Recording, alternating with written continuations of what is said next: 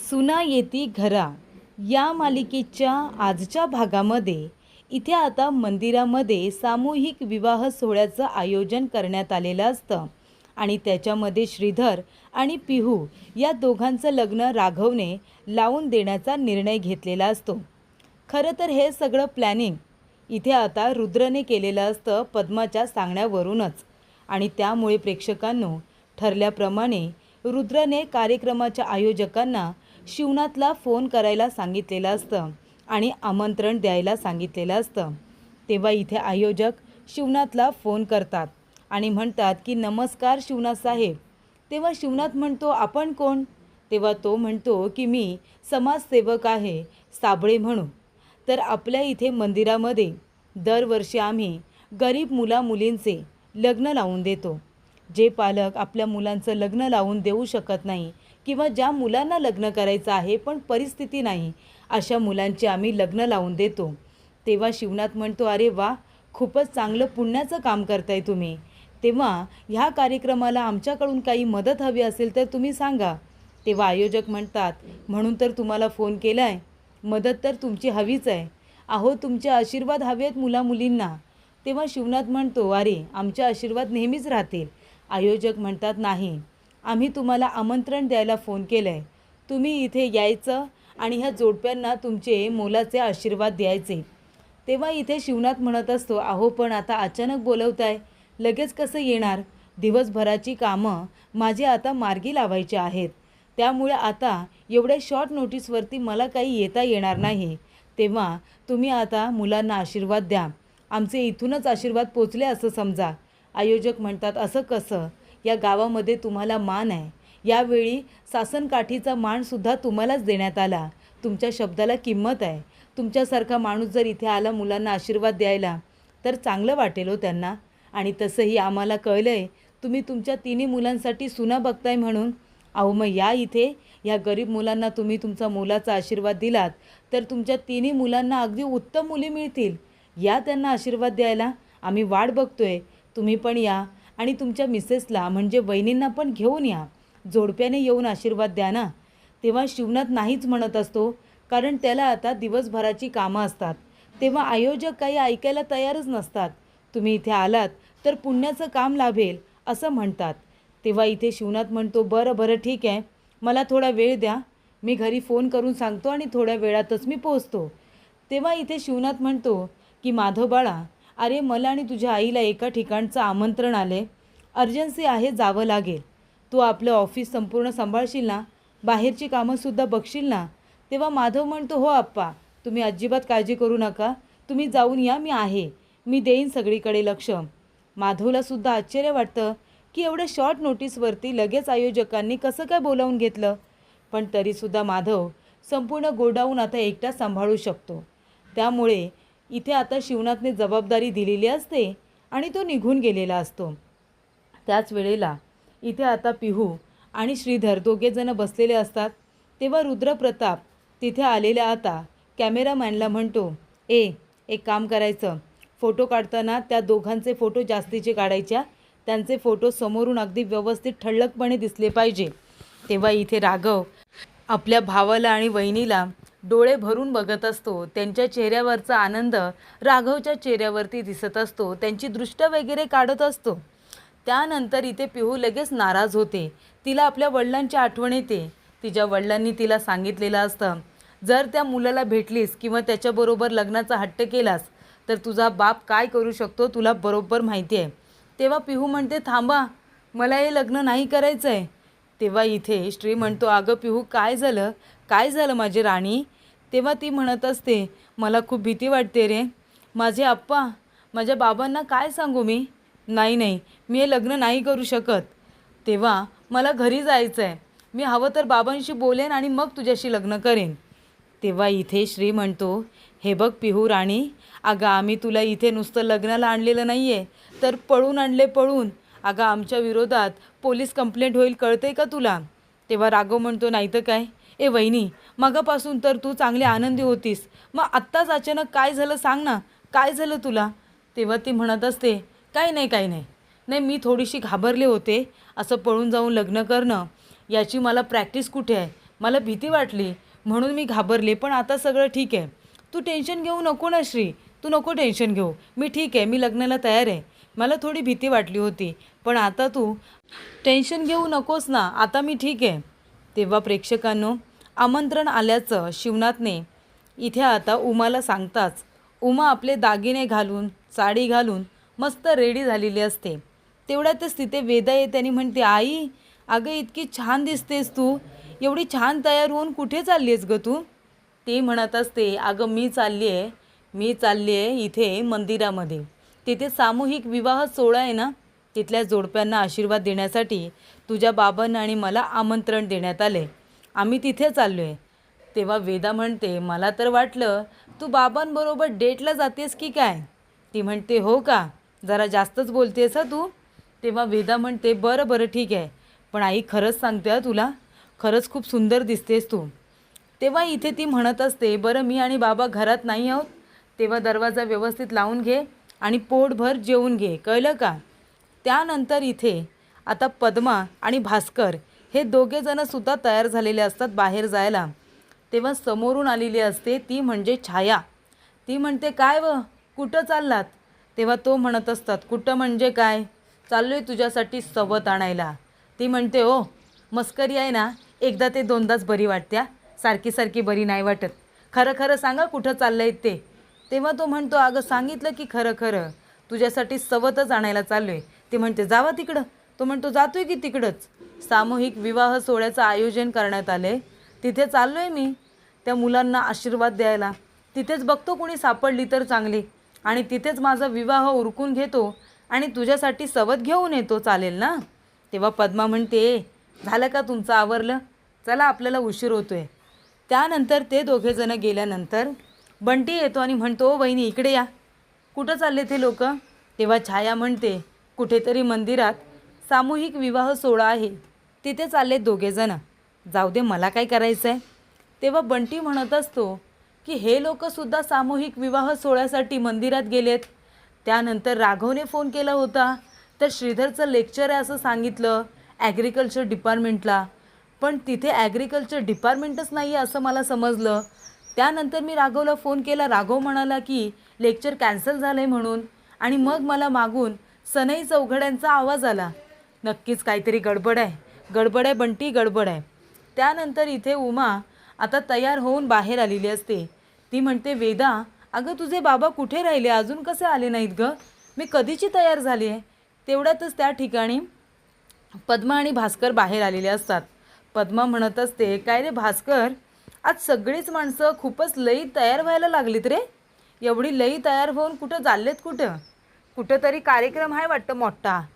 तेव्हा ती म्हणते, चल आपण निघूया. तेव्हा इथे ते दोघंजणं आता गेलेले असतात. तेव्हा इथे उमा म्हणत असते, वेदा चल, बाबा येतील तेव्हा येतील, तोपर्यंत तू जेवून घे चल. तेवढ्यातच तिथे आता आलेला असतो शिवनाथ म्हणत असतो, अरे वा, तुम्ही तर लगेच तयार बी झालात का? ती म्हणते, अहो तुमचा फोन आला ना, तेव्हा मी माझ्या हातातली सगळी कामं बाजूला ठेवली आणि मी तयार झाले, बघा किती दिवसांनी मी तयार झाले ना अशी. तेव्हा इथे शिवनाथ म्हणतो, अरे वा, पण खरंच सांगू का उमा, लईच चांगल्या दिसताय तुम्ही, खूपच भारी. अहो तुम्ही एवढे छान तयार झालात, मग मला बी आता तयार व्हायला हवं ना. ती म्हणते, चला तुम्ही आवरून घ्या, मी तुमच्यासाठी कापडं काढून देते. तेव्हा शिवनाथ म्हणत असतो, अगं मी त्यांना सांगितलं, आयोजकांचा फोन आला तेव्हा, की आम्हाला काही येता येणार नाही आहे, सकाळी तुम्ही लवकर तरी फोन करायचात. आता फोन केला आणि लगेच बोलावलं. मी नाही म्हणत होतो, पण ते लोक म्हणाले की गरीब पोरापोरींना आशीर्वाद दिलात तर पुण्यच लाभेल तुम्हाला, आणि तसंही आपणसुद्धा आपल्या मुलांना आता मुली बघतोच ना, तर आपल्याला लग्नाची सवयसुद्धा होऊन जाईल आशीर्वाद देण्याची, बरोबर ना? चला आपण निघूया आता. त्यानंतर इथे लग्नाच्या विधींना सुरुवात होणार असते. तेव्हा गुरुजी म्हणतात की चला मंगळसूत्र घ्या, मुलांनी मुलींच्या गळ्यामध्ये मंगळसूत्र घाला. तेव्हा श्रीधर मंगळसूत्र घेतो आणि ते आता पिहूच्या गळ्यामध्ये घालतो. तेव्हा ते मंगळसूत्र हातामध्ये घेऊन पिहू ते डोळे भरून आता बघत असते. तिला खूप छान वाटत असतं, कारण तिला तेच हवं असतं. तिला लग्न श्रीधर बरोबरच करायचं असतं, बाकी कुणाजवळही नाही. त्यानंतर प्रेक्षकांनो, वेदा आता फोनवरती बोलत असते, आपल्या मैत्रिणीला सांगत असते की माझ्या संपूर्ण असाइनमेंट क्लिअर आहेत, तुझ्या आहेत का क्लिअर? त्यानंतर दोघीजणी बोलत असताना शिवनाथ पुन्हा आपली गाडी काढतो. त्याच्यावरती आता उमा बसते आणि तो आपल्या गाडीवरून उमाला घेऊन जातो. तेव्हा इथे बंटी येतो आणि म्हणतो, ए वेदा, अगं हे लोक कुठे गेले? वेदा म्हणते, मामा, अरे मंदिरामध्ये सामूहिक विवाह सोहळ्याचं आयोजन केले ना, तिथेच बोलावले आपल्या आप्पाला आणि आईला. बरं मामा, मी जाते हां, मला काम आहे. तेव्हा बंटी मामा म्हणतो की हे लोक पण गेले सामूहिक विवाह सोहळ्यामध्ये, ते लोक पण गेलेत. राघवला फोन केला होता तर मागून सनई चौघड्यांचा आवाज आला. म्हणजे नक्की काय गडबड आहे? इथे आता बंटीला भीती वाटत असते. हे लोक, ते लोक, राघव, काही गडबड तर नाही आहे ना? तेव्हा इथे राघव म्हणत असतो, चला घाला आता हार एकमेकांना. तेव्हा इथे जोडपी आता उभीच राहिलेली असतात. एकमेकांना हार घालतात.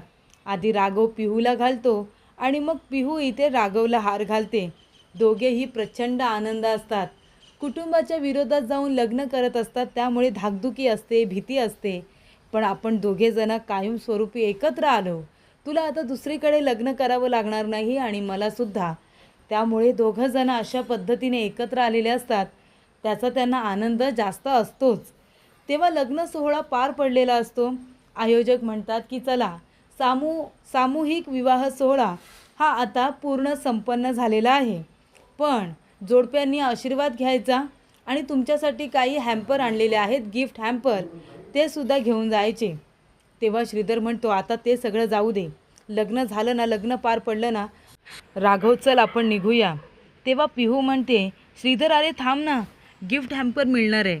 लग्नानंतरचा आपला पहिला आहेर देवाच्या दारात आशीर्वाद म्हणून घेऊया ना. तेव्हा इथे राघव म्हणतोय, श्रीधर वहिनीला थांबायचं आहे ना इथे? अरे मग थांबू दे ना, एक गिफ्ट घेतलं तर कुठे बिघडलं? श्रीधर म्हणतो, अगं माझा डोळा आहे ना कालपासून फडफडतोय, मला खूप जास्त भीती वाटते, आपल्याला इथून निघायला हवं. तेव्हा इथे राघव म्हणतो, श्रीधर थांब, आता एवढं सगळं झालं आहे ना, हॅम्पर घेऊ आणि आपण निघू. तुम्ही दोघेजण हॅम्पर घ्या, तोपर्यंत मी गाडी काढतो हां. तेव्हा इथे आता पिहूला राघव समजवण्याचं काम करत असतो. तो म्हणत असतो, पिहू राणी अगं नको हट्ट करू. ती म्हणते, नाही, मला आशीर्वाद म्हणून हॅम्पर पाहिजे म्हणजे पाहिजे. त्यानंतर इथे शिवनाथ आणि उमा दोघेजणं मंदिराच्या ठिकाणी आपल्या गाडीवरून आलेले असतात. आणि तेव्हा इथे राघव आपली गाडी काढण्यासाठी त्या ठिकाणी बाहेर आलेला असतो. बघतो तर काय, आपले आई बाबा दोघेजणं त्याच मंदिरामध्ये मस्तपैकी तयार होऊन आलेले आहेत. तेव्हा इथे राघव घाबरतो आणि त्यानंतर इथे उमा आता आपल्या शिवनाथचं जे हेल्मेट आहे ते लॉक केलेलं असतं ते काढत असते. त्या दोघांमधलं प्रेम इथे आता वयानुसार आणि त्याचबरोबर त्यांच्या इथे अनुभवानुसार खूपच जास्त बहरत चाललेलं, वाढत चाललेलं आपल्याला बघायला मिळतं. त्यानंतर इथे राघव धावत पळत येतो, कारण तोपर्यंत अनाऊन्समेंट झालेली असते की तुम्हा सगळ्या जोडप्यांना आशीर्वाद देण्यासाठी शिवनाथ दादा आणि इथे त्यांच्या मिसेस उमाताई ह्या आलेल्या आहेत. तेव्हा त्यांचं नाव ऐकल्यानंतर राघव धावत पळत येतो.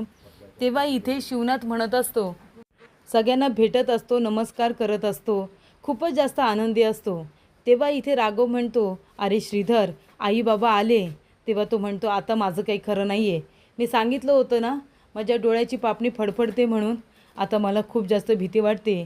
पिहू चल आपल्याला इथून निघूया. तेव्हा ती म्हणते, नाही मला थांबायचं, मला हवं आहे. तो म्हणतो, ए बाई, मी तुला रस्त्यामध्ये चांगले गिफ्ट देतो. राघव म्हणतो, वहिनी मी पण तुला गिफ्ट देतो. ती म्हणते, मला गिफ्ट नको आहे. अगं मग काय हवं आहे तुला? तेव्हा ती म्हणते, मला इथे तुझ्या आप्पांचा आणि आईचा आशीर्वाद हवा आहे. काय माहिती नंतर कधी आशीर्वाद देतील की नाही देणार, आपल्यावरती चिडले तर. मला त्या दोघांचा पण आशीर्वाद हवा आहे. तेव्हा इथे राघव म्हणतो, बरं बरं ठीक आहे, तुम्हाला आशीर्वाद हवा आहे ना वहिनी, इथेच थांबा, मी आलो. श्रीधर म्हणतोय, बाबा नको, हे बघ आशीर्वाद आपल्याला आयुष्यभर कधी पण भेटेल.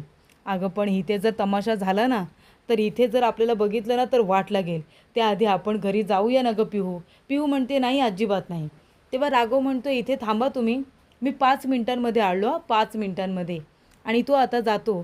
तिथं त्याला फुलांचं ताट भेटतं, ते ताट घेऊन तो आता येतो. त्यानंतर शिवनाथ आणि उमा दोघेजणं स्टेजवरती गेलेले असतात.